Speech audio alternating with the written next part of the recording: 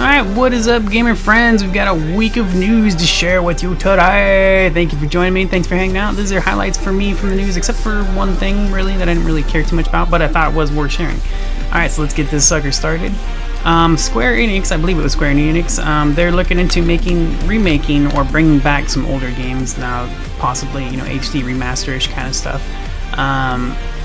This is rumor-ish stuff, you know, something I believe they said that, you know, they want to do, but they're looking for people to make it, actually, is what it is. They're recruiting developers to bring these games to us, which is cool. One of those games is Fear Effect, which I would love to see. I would love that, man. The game, the controls could be frustrating here and there, but Fear Effect was freaking awesome, and I love cel-shaded graphics. Being an artist or an ex-artist, I love, you know, that kind of stuff. And so Fear Effect 1, I almost beat it. I almost beat the first one. I never did. I got really far into it. Maybe I did beat it. Actually, it's possible I did beat it. I might have, and it's just been so long that I forget. But it was a rental. Fear Effect 2, I bought, and I still have it, and I could play it right now if I wanted to. I played that for about an hour or so, and never beat it. Just, I don't know why. I'm not really sure. Probably control issues. I don't know. I forget. But those are great games, and I would love to see them come back. Now, this bit of news is kind of old already. We're talking about the Order 1886. There was a lot of controversy over the duration of the game, which is, you know, really short. There was like a speed run apparently of 5 hours on YouTube before the game launched, and the developers were defending themselves, saying, you know, that guy probably rushed through it, you know, stuff like that. Even a rush through, like most people do rush through their games. Most people, not in like a hurry to beat it, I don't think, but just because they just want to play the game. They don't care about all the little secret collectible stuff. Now there are plenty of people that do care about that stuff as well. But, you know, there's a lot of us, we just go through the game because we want to experience the story. We don't really care about finding every little single, you know, hidden thing. He did say, they said it would take maybe a little bit closer to 8 to 10 hours, which is pretty normal. Not bad, a tiny bit better than 5 hours, not that big a deal. Now a lot of people were talking about, you know, is it worth it, 60 bucks, you know, all this stuff, and really in the end, to me, no game is worth $60. Now, I'm talking about from the not being rich perspective, you know. $60 is a lot of money. It's expensive. It's not, it's just expensive, man. It's expensive, especially when you want to play every game, you know. That's why a lot of people, they move to renting. Like, I've done the rental thing, but GameFly was not satisfactory enough for me, and Blockbuster, pretty much the same thing at this point, you know.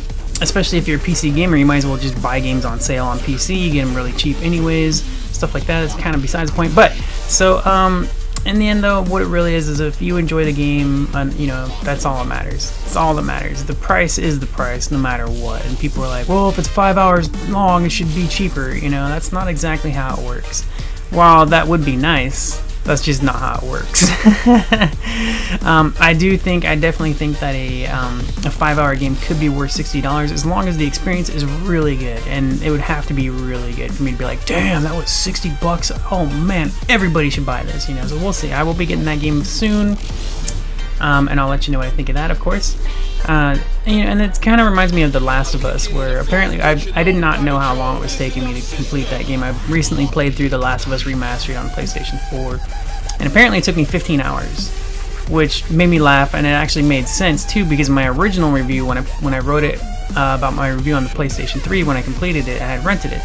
And I remember writing, like, what I remember was it felt like 7 to 8 hours of just straight boredom.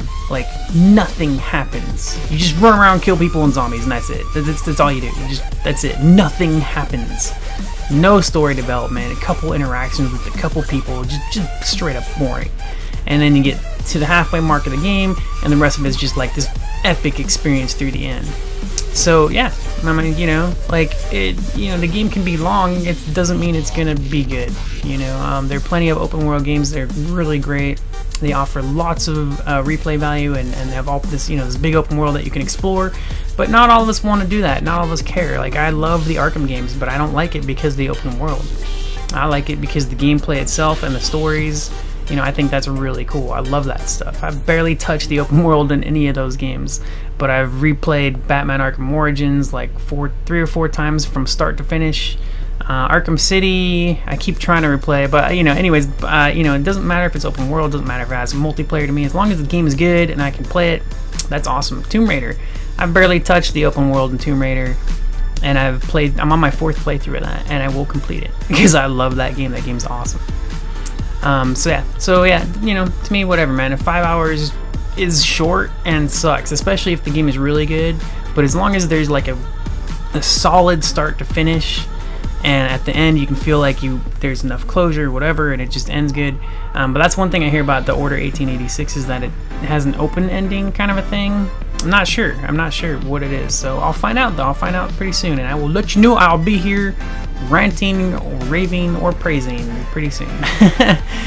Alright, so next bit of news, Dota 2 broke 1 million concurrent players. That's a pretty cool bit of news. I don't personally care, but that is pretty cool news. 1 million people playing at one time on Dota 2. That's pretty cool. Next bit of news, Nintendo Amiibo toys. Am I saying that? Is it Amiibo? I'm assuming it's Amiibo. The toys will soon be, they will include, or I think they will offer randomly generated demos of older classic Nintendo games and stuff. The interesting thing about it is it's not really demos, it's highlights. They're highlights of different games, older games. Maybe a single level, from a game. I'm not really sure. They didn't go into too much detail, but they said they would be highlights of different parts of games that they know people love, stuff like that. And I thought that was interesting. I also think it's a little bit silly, but I do think it's neat. We'll see how it comes out. My best guess is that they're doing it to try and sell the older games, because they do sell the older games digitally on the Wii and the Wii U and stuff. You can buy the classic game packs and stuff. So I'm sitting here thinking, oh, so that's how they're gonna get people to buy those older packs if they're not buying enough of them now as it is. Like, hey, here's a taste of this game, look how much fun you had, now go buy it. And you know what, that's cool. Hey, if you like the taste enough to go buy it, that's cool. And a lot of people, I'm sure that if they're in my age or whatever, had played Nintendo games, they don't mind, because sometimes we feel like going back and play like a retro game. It's pretty cool. Nothing wrong with that. Ever since I started playing my Wii U and I started playing Super Mario 3D World, like, I want to buy every other like Wii Mario game, Wii and Wii U. I want to buy them all because it's so much fun. I forgot how much fun the Mario games are. They're actually a lot of fun. But I'd moved into the more mature contented games and stuff like that. And yeah, so but now I'm so happy to be on the Wii, man. It's awesome. Alright, next bit of news, Assassin's Creed Unity no longer requires the companion app or Initiate's website to get the extra treasure chests in the game. I believe actually the patch was delayed.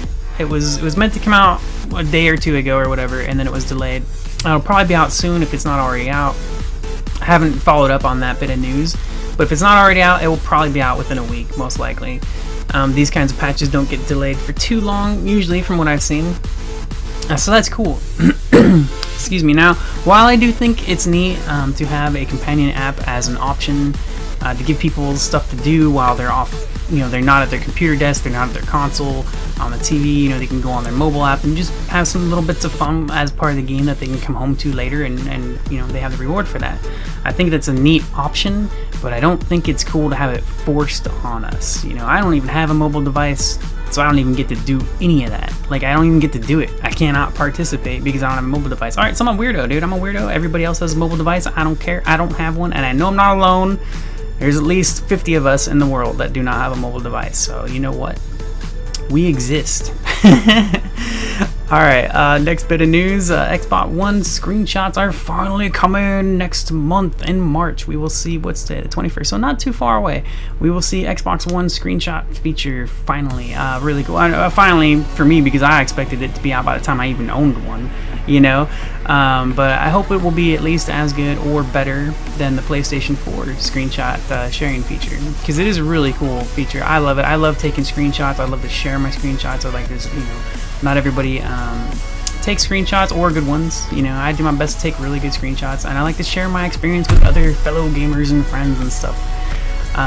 So that's cool. I look forward to that. Destiny, the couple bits of news here on Destiny. We have matchmaking coming to Heroic Strikes, which is really cool. It did piss off a lot of people because while they added matchmaking, they took away the option to solo it. So once that patch goes live, And we'll see with player feedback, they might change it. I don't know. It's kind of funny because I don't think the patch is actually out yet. This is something they were talking about, upcoming matchmaking for Heroic Strikes, and they said because they're adding matchmaking, you won't be able to solo it. There's no option to solo it. But with all the player feedback and hate towards Bungie on that, we'll see if that actually goes through, if they'll make it an option. I assume they'll make it an option, maybe not when the patch launches, but probably after.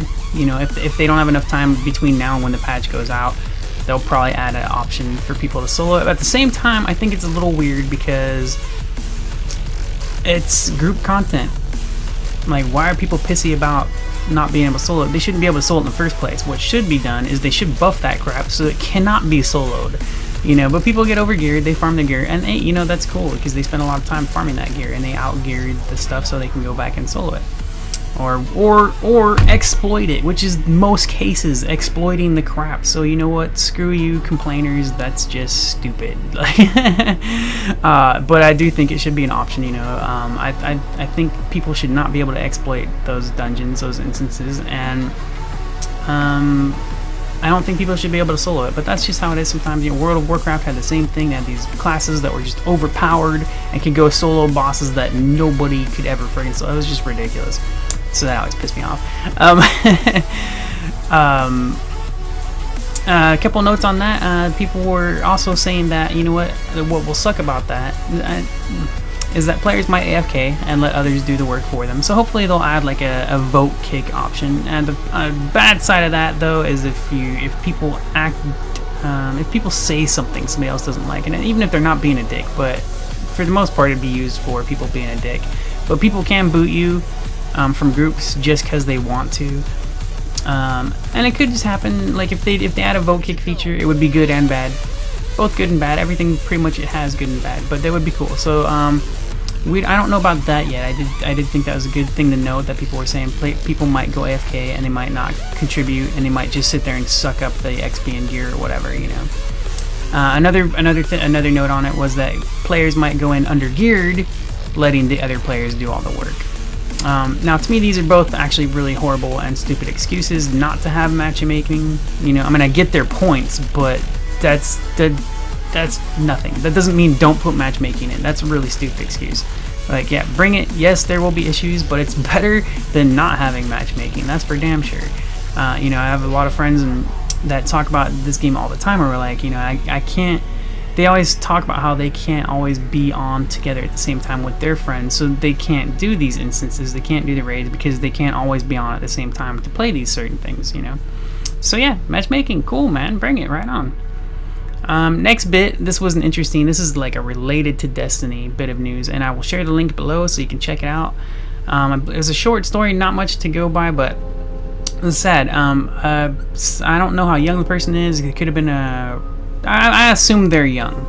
Because what happened here is a Destiny player used the PlayStation 4 share feature and let somebody else take control of his character to play for him. I don't know what the reason was behind it. Probably the other player might have said he was better than him. Maybe he said he could get this guy good loot and cheat for him or whatever. You know, get him some bunch of money and items and stuff. I don't know. I don't think that was shared in the story. This was just, you know, somebody took control, so he let somebody take control of his character, and then he had to go AFK for some reason. Maybe he didn't. I don't know. I think they were saying he had to go AFK, and he came back. And he came back and found his characters were deleted and his best weapon gone.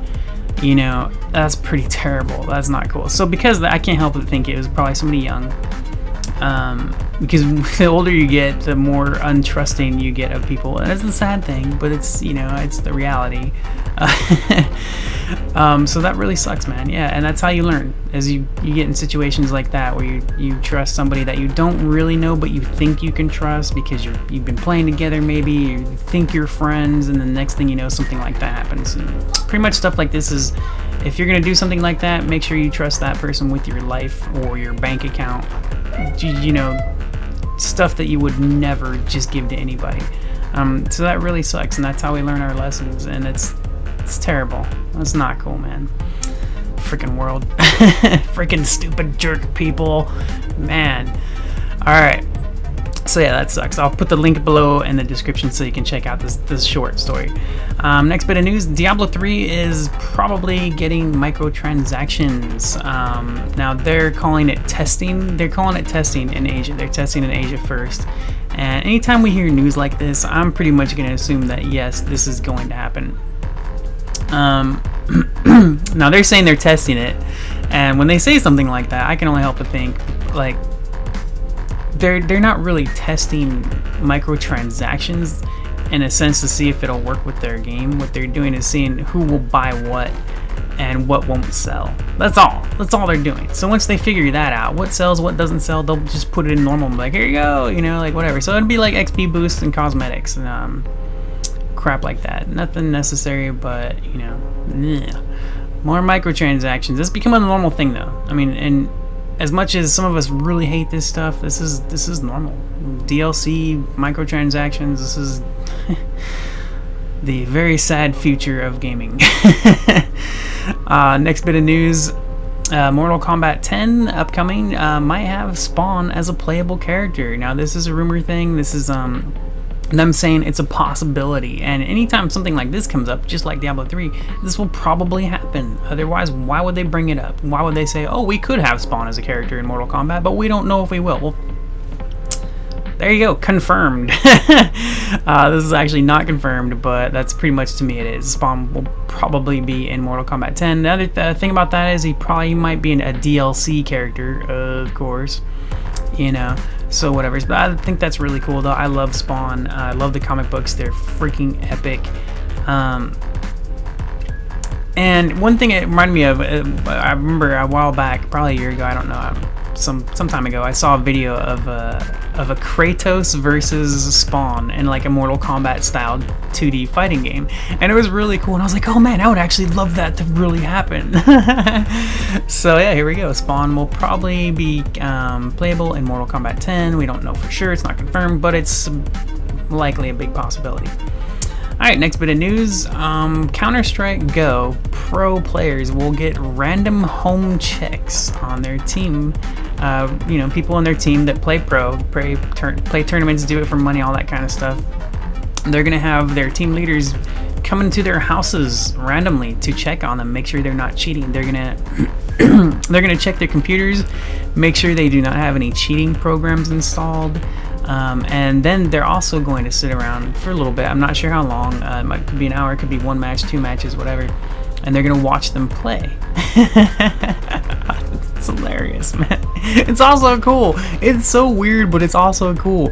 I mean, my gosh, if that's one way, I mean, that is a crazy way to make sure your team isn't cheating. But it's cool, man. I think that's really neat. Weird, like seriously weird. But if I was on a team and I knew that was a part of it, you know, I'm sure this is something you have to agree to. You don't want to be on a team that does that, then you're just not going to be on the team, you know. And if I was on that team and I got paid money to play this stuff and whatever, but competitively, you know, I would be all for it, man. I'd be like, come over, man, come chill, man, come hang out, watch me play like a mother effing pro. That'd be really cool. One of the notes on that was people were saying, you know, it's possible that people could put the cheat programs on a USB drive and then just unplug it when their team leaders showed up at their house to visit them and stuff. That is possible, but you know, it's either way, it's the best. You know, it's a really good way to check up on your team and make sure they're not cheating. That's crazy. But you know, like I said, weird and cool. I think that's fine. You know, whatever. These are people getting paid to play in competitive tournaments and stuff. You know, if it was like nobody's getting that happening and they're random, like somebody just casually playing. Nobody's coming to your house like, are you cheating? You know, I mean, come on now. But this is the real deal. So that's pretty cool. MLG style stuff. You know, right on. So that's all the news that I had for this week. All the notes that I took. Quite a bit of news. More news than I expected. Pretty cool. Thank you for joining me. Lastly, I'm gonna just do a quick comment for a buddy of mine who had let me know what he felt about my thoughts on the ending of The Last of Us. I recently played through The Last of Us Remastered, and it reminded me, and I never forgot even when I rented it on the PS3. The ending, I hated Joel. I hated his guts, man. He was a super huge dick. Not like he just, without spoiling really much at all. Ellie doesn't get a decision in the end. She does not get to choose. She gets no choice. Joel lies to her, and she gets no choice about what happens. And it's pretty terrible, man. So I was so mad about that. I hated Joel, but I also liked the game for that. It's a real thing. I mean, there's just a lot of real decisions and real emotion that are in that game, and that's why I like it so much. You know, it's real. So you know what? He's a dick. I don't like him, but I love the fact that I don't like him. I love that the main character was not. I just didn't like him. I thought he was a stupid jerk, man. Like, and I think that's really cool about the game, especially because the story was so good. You know, if the story wasn't so good and the main character was just a jerk, I wouldn't care. But like, okay, whatever. The character's an idiot. Like, yay. You know, but the story in The Last of Us is really good. So a buddy of mine, he was telling me how he liked that Joel, you know, didn't let Ellie decide, didn't let her have her own choice. You know, as like a part of the character, you know, and I can see that, yeah, of course, you know. I mean, I totally get that. I understand it. I still think he was a dick, you know. But anyways, all right. So let me know what you guys think. What's going on with the gaming news and all that stuff. Thank you for joining me again, really, and we'll see you next time. Bye.